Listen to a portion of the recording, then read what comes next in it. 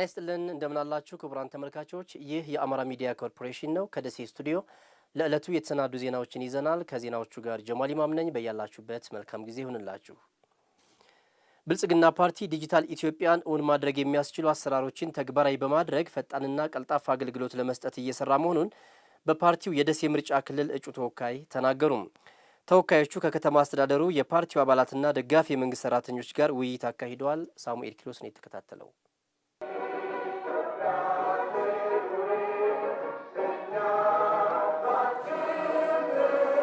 በደሴ ከተማ የመንግስት ሰራተኛውን አቅም ለመገንባት የአገልግሎት አሰጣጥን ለማቀላጠፍና ግንቦት 24 የሚካሄደውን ሀገራዊ ምርጫ በውጤታማነት ለማስፈጸም ያለመ ምክክር ተካሂዷል። በምክክሩ ብልጽግና ፓርቲ ህዝቡን በታማኝነት በማገልገልና የአገልጋይነት ስሜት ከፍ እንዲል ዘመናዊ አሰራሮችን በመዘርጋት ለሀገራዊ ስኬት እየተሰራ መሆኑን በብልጽግና ፓርቲ ደሴ ምርጫ ክልል የህዝብ ተወካዮች ምክር ቤት እጩ ተወካይ ዶክተር ማህተም ኃይሌ ይናገራሉ። የአገልጋይነት ስሜት ደግሞ የተናበሰ ሌላ ደግሞ እግረ መንገድ ያው ዲጂታላይዜሽን አንዱ የብልጽግና ፍሬ ነው ታውቃላችሁ። ለምሳሌ ይሄ ፔፐርለስ የሆነ ሲስተም መገንባት ነው የምንፈልገው። በዚህ መንገድ አሁን መሶቦ እንደ ከተማችን አለ በዛ ልክ ልንሰራ ነው የምንፈልገው። ወደፊትም ይሄን አጠናክረን የሚሄድ ሰው ቤቱ ቁጭ ብሎ ልክ እንደሰለጠኑት እንደ ፈረንጆቹ ቤቱ ቁጭ ብሎ ኤሌክትሪክ መክፈል እቤቱ ቁጭ ብሎ አፕሊኬሽን ላለ ተቋም መላክ እዛ ያለ ሲቪክ ሰርቫንት መልስ መስጠት ኦን ታይም ትራንስፓረንት የሆነ ከኮራፕሽን የጸዳ ለፈጣሪው ለህዝቡም የታመነ ሲስተም መገንባት ነው የሚፈልገው ብልጽግና። የደሴ ከተማ ብልጽግና ፓርቲ ቅርንጫፍ ጽህፈት ቤት ኃላፊ አቶ አሸናፊ አለማየሁ በበኩላቸው ምርጫው በታማኝነት በፍትሃዊነትና በዲሞክራሲያዊነት መልኩ እንዲጠናቀቅ የፓርቲው አባላት የበኩላቸውን እንዲወጡ አሳስበዋል። እኛ ብልጽግናዎች ዲሞክራሲያዊ ምርጫ እናደርጋለን፣ ሰላማዊ ምርጫን እውን እናደርጋለን ብለን መወሰን ባይ ኢትሰልፍ ትልቅ የምስራች ያዘለ ቅድ መሆኑን ግብ መሆኑን ማመን ያስፈልጋል። ስፔሻሊ አማራ ክልል ብዙ ምክንያት አለ።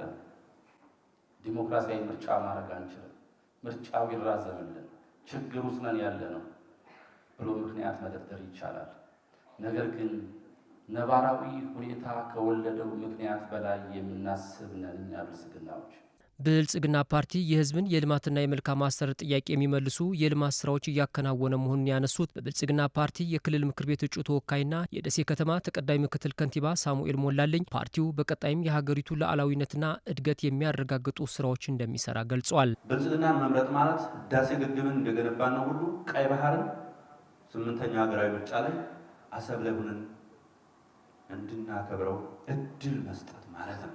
ለጥላቶቻችንን በር አለመክፈት ይሄንን እውነተኛ ጉዞ መከተል ማለት ነው።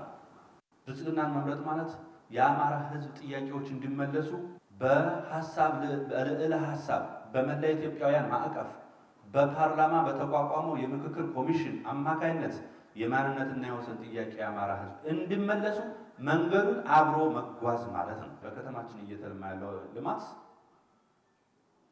መሬት ላይ እየተተገበረ ያለው ልማት ተጠናክሮ እንዲቀጥል እድል መስጠት ነው። ትናንት በድባቴ ውስጥ የነበረች ከተማ ዛሬ በአጭር ጊዜ ውስጥ ያሁሉ አስፋልት ሊሰራ ችሏል።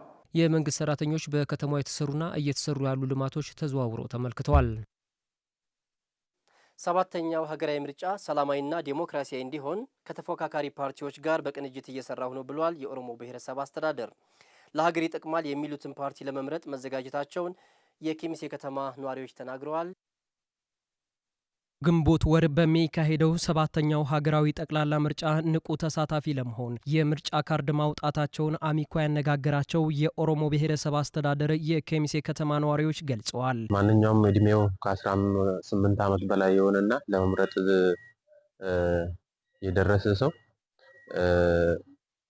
ካርድ ማውጣት አለበትና ካርድ አውጥቶ ይበጀኛል፣ ይጠቅመኛል፣ የቀጣይ አገሪቱን ሊያስተዳድር ይችላል ብሎ ያመነበትን መምረጥ አለበትና ለዚህም ማንኛውም ነዋሪ ማንኛውም እድሜው ከ18 ዓመት በላይ የሆነ ሰው ካርድ ማውጣት አለበትና እኔም ለዚህ ካርድን አውጥቼ ለ7ኛው ሀገራዊ ምርጫ ዝግጁ ሆኛለሁ ማለት ነው። የመጀመሪያ ቀን ነው ካርድ የወሰድኩት። ሀገራዊ ምርጫ እንደ ኢትዮጵያ በ7ኛ ዙር ለመጀመሪያ ጊዜ ለመምረጥ ተዘጋጅቻለሁ። ሰላማዊ ምርጫ የጠንካራ ዴሞክራሲ መገንቢያ በመሆኑ ዜጎች ይህንን ኃላፊነት በንቃትና በኃላፊነት ስሜት ሊወጡት ይገባል ያሉት ነዋሪዎቹ ምርጫው በሰላማዊ ሁኔታ እንዲጠናቀቅ የበኩላቸውን ድርሻ እንደሚወጡም ገልጸዋል።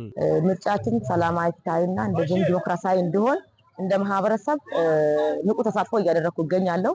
ስለዚህ ምርጫው በሰላምና በፍትሃዊ እንዲጠናቀቅ በዲሞክራሲያዊ እየሰራ እንገኛለን ማለት ነው። ሰላሙ ለሁሉም መሰረት ነውና ምርጫው ደግሞ ሰላማዊ እንዲሆን ማንኛውም ዜጋ የበኩሉን ድርሻ መወጣት አለበትና እኔም በበኩሌ ሰላማዊ እንዲሆንና ምርጫው በሰላማዊ መንገድ እንዲካሄድ ዝግጁ ነኝ ማለት ነው። የኦሮሞ ብሔረሰብ አስተዳደር ዋና አስተዳዳሪ አቶ አህመድ አሊ ለሰባተኛው ሀገራዊ ጠቅላላ ምርጫ የብሔረሰብ አስተዳደሩ የቅድመ ዝግጅት ስራ ማከናወኑን ነው የተናገሩት። ማህበረሰባችን ከአጠቃላይ ከመንግስት ጋር ተያይዞ ያለውን ነገር በተለየ ፍላጎቱ የመንግስት ስርዓት ግንባታው የሀገር መንግስት ግንባታው ኦን እንዲሆን ምርጫ የዲሞክራሲ መለማመጃ ሜዳ እንደሆነ አምኖ በትልቁ ስራ እየሰራ ነው የመጣ ነው። በዚህ ሁኔታ በርካታ ማህበረሰባችንን አድሬስ በማድረግ በዚህ ዓመት የሚካሄደውን ሀገር አቀፍ ምርጫ በብሔረሰብ አስተዳደራችን ፍጹም ዲሞክራሲያዊና ሰላማዊ እንዲሆን መላ ህዝባችን በባለቤትነት እንዲሳተፍበት ህዝቡን የማዘጋጀት ስራ ነው በዋናነት መጀመሪያ ላይ ሰራ ነው። በብሔረሰብ አስተዳደሩ ውስጥ የሚንቀሳቀሱ ተፎካካሪ ፓርቲዎች ጋር በመተባበር ምርጫው በሰላማዊ መንገድ እንዲጠናቀቅ በትኩረት እየተሰራ መሆኑንም አቶ አህመድ አሊ ለአሚኮ ተናግረዋል። በብሔረሰብ አስተዳደራችን ያሉትን ተፎካካሪ ፓርቲዎች የጋራ ምክር ቤት በማቋቋም በጋራ ምክር ቤት የጋራ ውይይት በማድረግ በዋና ጉዳዮቻችን ላይ በሀሳብ ላይ የመግባባት በሀሳብ ላይ የመስራት ይሄን ለመሆን ደግሞ የጋራ ምክር ቤት ምስረታ እጅግ በጣም ወሳኝ ነው ያለው።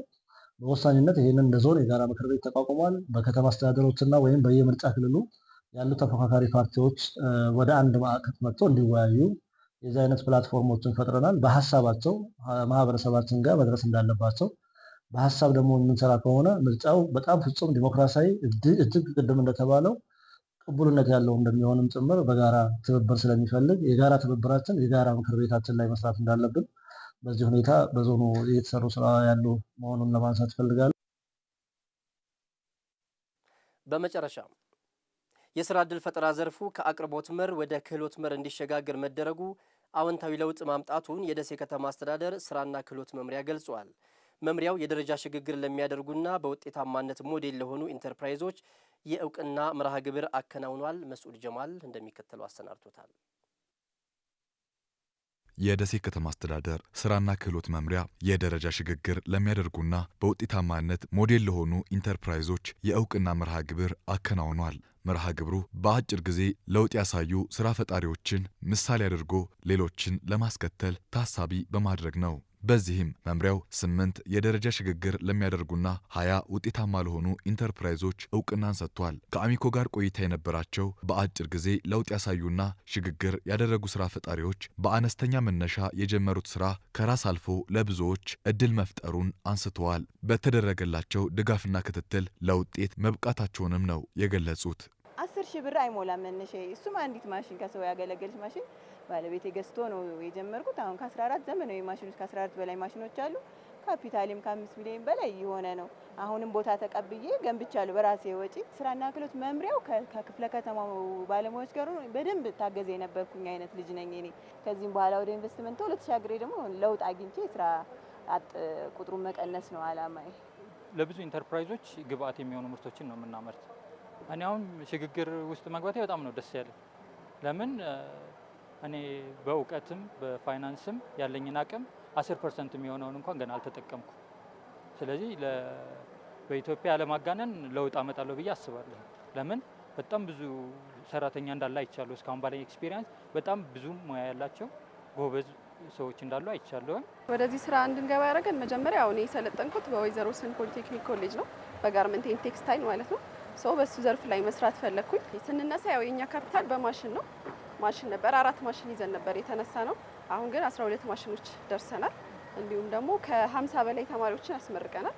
ያስመረቅናቸውን ተማሪዎችም ወደ ተለያየ የጋርመንት ድርጅቶች አስቀጥረናል። ወደፊት ግን የምንፈልገው ያሰለጠናቸውን ተማሪዎች እኛ ጋር መቅጠር፣ ጋርመንት ኢንዱስትሪውን ማስፋት ነው የምንፈልገው። የደሴ ከተማ አስተዳደር ስራና ክህሎት መምሪያ ኃላፊ አብዱል ሐሚድ ይመር የስራ ዕድል ፈጠራ ዘርፉ ከአቅርቦት መር ወደ ክህሎት መር እንዲሸጋገር ተደርጎ ተጨባጭ ለውጥ መገኘቱን አንስተዋል። ሀገራዊ ለውጡ ከመጣ በኋላ በዚህ ዘርፍ ላይ በፊት የነበረው ማንኛውም ሰው ትምህርት ሲገባም በተለይ ደግሞ ከስራ እድል ጋር የተገናኘ ጉዳይ ሲመጣ አቅርቦቱ በአካባቢ ያለው ምንም አይነት ከሰውየው ክህሎትም ጋር ከፍላጎትም ጋር ያልተጣጣመ ስራ ከተባለ ስራ ነው በሚል በዛ ደረጃ የሚገለጽ ነበር። እሱ ደግሞ አንድ እርምጃ መራመድ አልተቻለም፣ ውጤትም አልተመዘገበበትም። አሁን በተደረጉት ማሻሻያዎች ግን በፖሊሲም በስትራቴጂም ስራ እድል ፈጠራው ክህሎት መር መሆን አለበት።